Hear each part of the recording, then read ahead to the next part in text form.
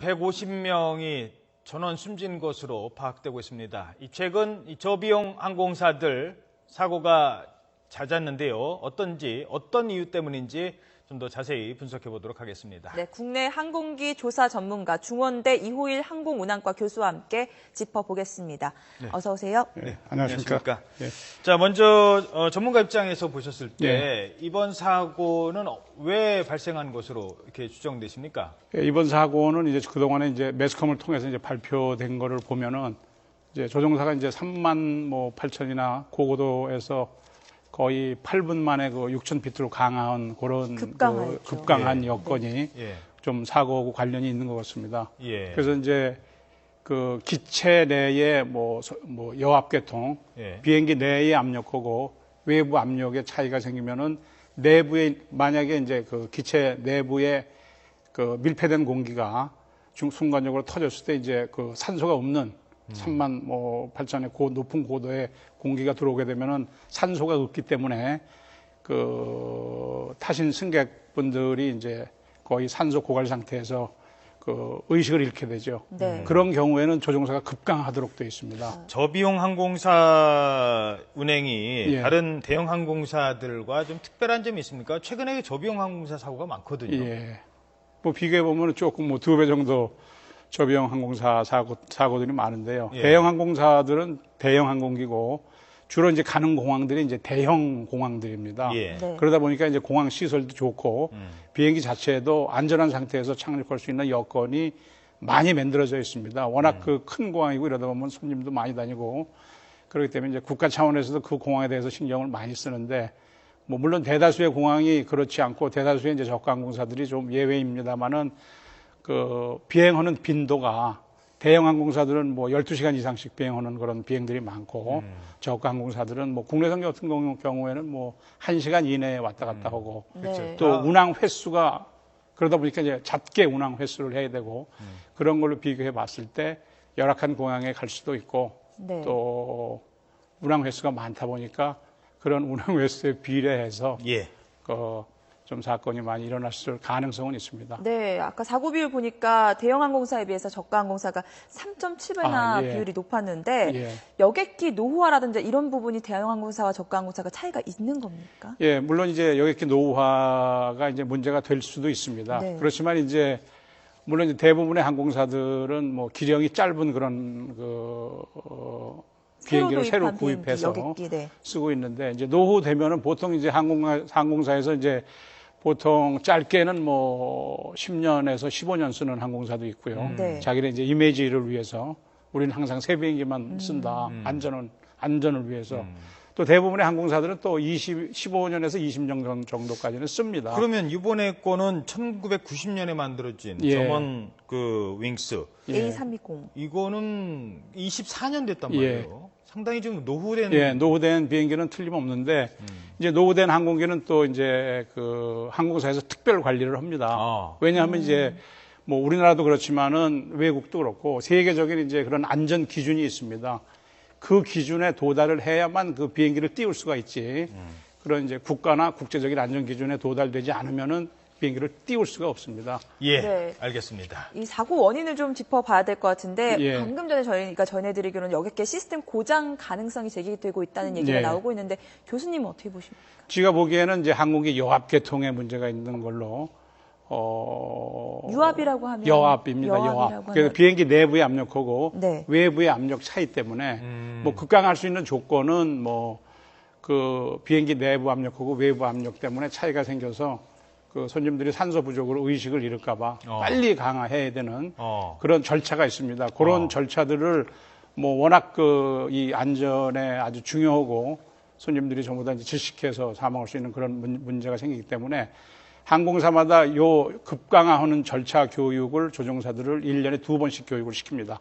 그리고 이 급강화해서 절차대로 잘 수행을 하는지 또 조종사들을 평가를 하기도 합니다. 자, 교수님께서도 이 지역을 운항해야 하신 경험이 있으시죠? 이 조종사들 사이에 이 지역, 이 알프스 이 지역은 어떤 지역으로 알려져 있습니까? 알프스 지역은 이제 남쪽에는 이제 지중해가 있고 지중해 쪽은 이제 기상이 좋아서 여러 가지 좋은 해수욕장도 많고 그런데 지중해성 이제 기후라 그러면 이제 지중해가 이게 많은 이제 물을 포함하고 있다 보니까 뜨거운 그런 물들이 올라가서 북쪽으로 올라가게 됩니다. 올라가다 보면 이제 알프스 상공에 이제 벽이 막혀가지고 구름이 많이 생기죠. 예. 그래서 대부분 유럽 여행하실 때 그 몽브랑 상공에 가보신 분들도 예. 많이 있겠지만은 몽브랑 올라가서 구름 속에만 있다 나왔다. 그렇죠. 그런 분들이 많이 있으시잖아요. 네. 그래서 그런 그 지중해성 구름들이 이제 알프스 상공에 많이 모이고 그래서 주로 이제 알프스 그런 모이다 보면은 또 난기류도 생깁니다. 항공기가 흔들리는. 그래서 그런 걸로 보면은 알프스 직상공은 뭐 그렇게 조종사들이 좋아하는 그런 그 항로는 아닙니다. 그쪽 뭐 그러니까 몽블랑이나 융플라우 요쪽 예. 지나가는 비행기들은 다 한 번쯤 이런 덜커덩하는 그렇죠. 게 예, 많습니까? 예. 그런데 특히 이제 산악 위에는 산악파라고 그러는 구름들이 있습니다. 예. 흔들리는 구름입니다. 청천난류 같이.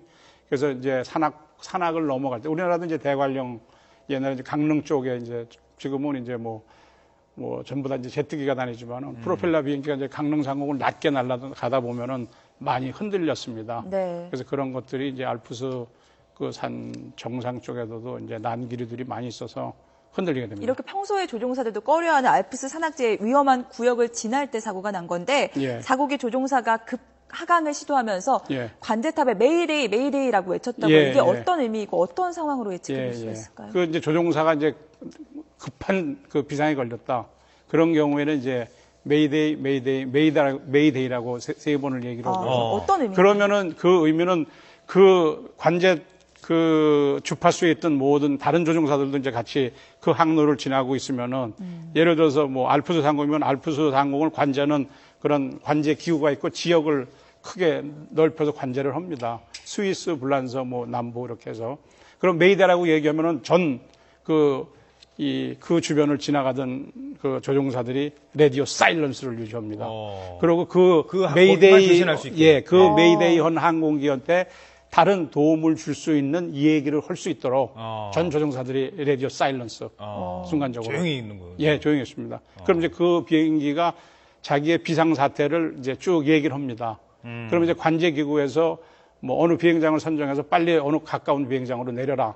그렇게 얘기를 한다든가 또 예를 들어서 엔진이 하나 꺼졌는데 다른 시스템까지 고장이 났다. 그러면은 지나가던 같은 프리퀀시에 있던 다른 조종사가 자기가 그런 경험을 했던 적이 있으면은 어떻게 해봐라. 예, 자세하게 무슨 스위치를 어떻게 뭐 조작을 하고 어떻게 해봐라.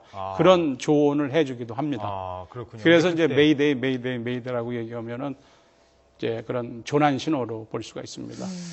자, 그리고 지금 이제 구조가 지금 예. 어려워지고 있는 게 이제 화면 추락 당시 화면 다시 좀 같이 좀 볼 수 있을까요? 그 현재 지금 구조하고 헬기가 다니고 있는데 이게 산악이니까 사람도 올라가기 힘들고 그 스키 타고 내려오거나 그래야 된답니다. 헬기 타고 스키 타고 이거밖에 안 된대요. 그러니까 혹시라도 지금 누군가가 살아있다 하더라도 이 사람을 찾는데 꽤 많은 시간이 걸린다는 거 아니겠습니까? 예, 그렇습니다. 주로 이제 그 비행기가 이제 산악 지방에 충돌을 하게 되면은 이 높은 산이 있고 양쪽 계곡들이 있고 계곡 사이에 또 골짜기들이 있기 때문에 뭐 어느 순간에 이제 충돌이 되고 뭐 부서지고 그런 상태에서 이제 손님들이 이제 생존하신 분들도 계실 수가 있는데 가장 중요한 거는 빠른 시간 내에 그런 희생자들을 구조를 해야 되는데 뭐 계곡이 깊다 보면은 주변에 헬기가 착륙을 해서 이 사람들을 비행기에다가 빨리빨리 실어야 되는데 그런 여건이 안 되고 한 사람씩 끌어올리고 이러다 보면 뭐 구조도 힘들고 뭐 현지 이 산악의 경사도가 어느 정도 되는지는 뭐 모르겠습니다만 지금 사진으로 봤을 때는 헬기들이 거의 착륙을 못하는 그런 이제 가파른 산 계곡 속에 또 산등성에 이제 파편들이 이제 널려져 있고 그런데 부상된 분이 계시면은 빨리 어느 구해드려야 되는데 그런 것들이 이제 늦다 보니까 사고 원인 가능성을 좀 더 유추해 보자면은 이제 기상은 좋았다고 하니까 조종사 과실 문제를 좀 생각해 볼 수가 있는데 비행 시간 총 6,000시간 정도 되는 10년 경력이 있다고 해요. 그러면은 조종사 중에 베테랑이라고 볼 수 있나요? 어떻습니까? 보통 이제 6,000시간이라고 총 비행 시간이 6,000시간이라고 그러면은 이제 한 4,000시간 정도가 돼야 이제 부기장에서 기장으로 올라가게 됩니다. 그래서 물론 이제 그 기종만 6,000시간을 탔는지 아니면 뭐 다른 거하고 섞어서 총 시간이 얼마가 됐는지 자세한 그런 거는 이제 안 나왔는데 통상적으로 이제 그 기종도 6,000시간을 탔다 그러면은 뭐 기장으로서 충분히 역할을 할 수 있고 또 기장이 되는 그런 조건은 모든 그런 예를 들어서 오늘 그 상황 같은 급강하 상황도 기장이 조치할 수 있는지를 판단을 해서 기장을 시키기 때문에 예. 기장으로서의 문제는 뭐 별로 없지 않았나 그렇게 봅니다. 알겠습니다. 네, 지금까지 중원대 이호일 항공운항과 교수와 함께 이번 독일 여객 기출학사고 짚어봤습니다. 고맙습니다. 예, 고맙습니다. 감사합니다.